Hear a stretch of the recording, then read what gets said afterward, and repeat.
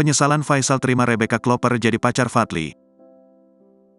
Berita seleb terkini Faisal menyesal karena telah menerima Rebecca Klopper berpacaran dengan putranya, Fadly Faisal. Sejak kejadian viralnya video 47 detik, Faisal memang memberikan kode tidak lagi menyetujui hubungan asmara Fadly Faisal dan Rebecca Klopper. Terbaru, Faisal bahkan menyebut Rebecca Klopper yang merupakan pacar Fadly Faisal sebagai orang yang tidak baik karena adanya riwayat video tersebut.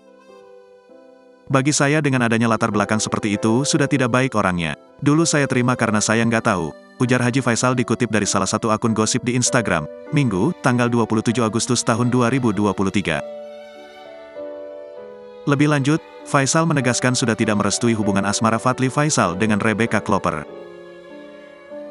Menurutnya, masa lalu dari sang aktris itu bisa menjadi masalah di masa mendatang. Tapi kalau untuk mereka masih tetap bersama, masih menjalin hubungan, ya bagi saya jawab sekarang saya sudah nggak ACC, setuju, tutur Faisal. Bahkan, sampai ke anaknya pun akan menjadi beban, pungkasnya. Ucapan Faisal ini pun mendapatkan sorotan publik. Banyak warganet yang kemudian mendukungnya.